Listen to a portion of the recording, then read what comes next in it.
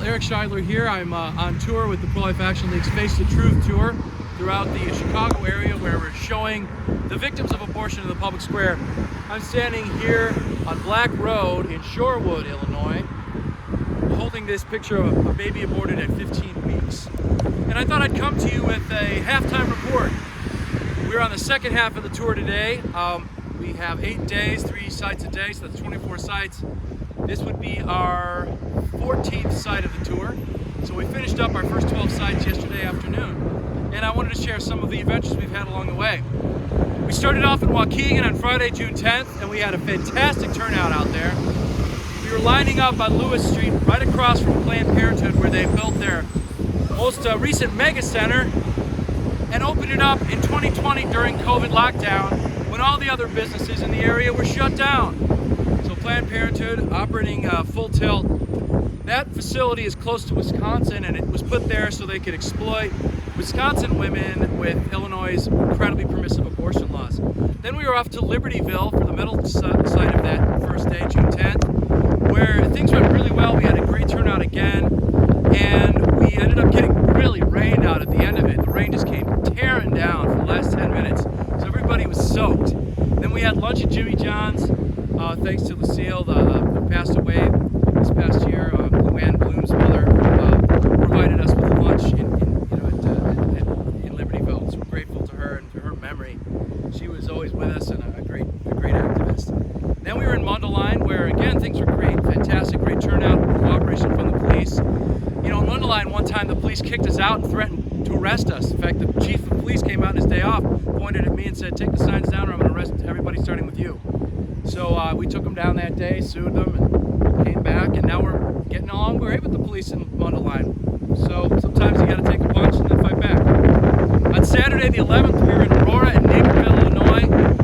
Aurora was great. It's close to another Planned Parenthood's mega centers that opened in 2007, and it was the biggest turnout of the tour yet. We had a huge number of signs out, dozens of signs in all directions, reaching a tremendous amount of people right where the abortion clinic is. We were off to Naperville for our midday stop, and we had an adventure there when a homeowner threatened to sick her dog on my niece Hope.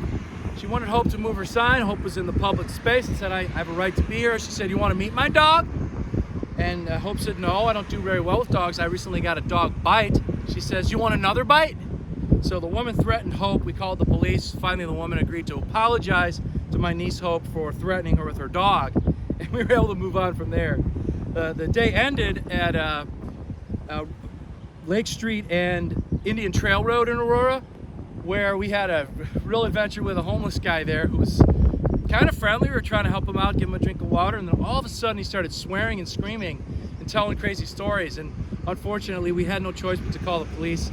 They came out, they knew the guy, they shooed him away. It was a weird adventure along the way.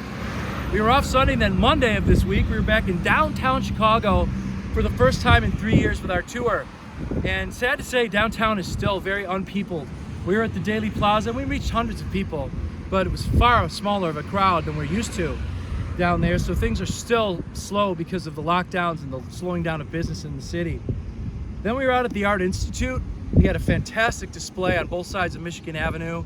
That's one of our favorite locations, and all that day we had a film crew with us, a photographer from Spirit Juice Studios who was shooting some footage about how the Pro-Life Action League is carrying on the legacy of Joe Scheidler. So we did a whole lot of interviews down there with the Lions, and then again at our last site that day by Buckingham Fountain along Lakeshore Drive, where again, fantastic turnout. We reached tens of thousands of drivers during our stint there as they passed along on Lakeshore Drive, reaching them with the message that abortion is destructive of human life and harms these poor little babies.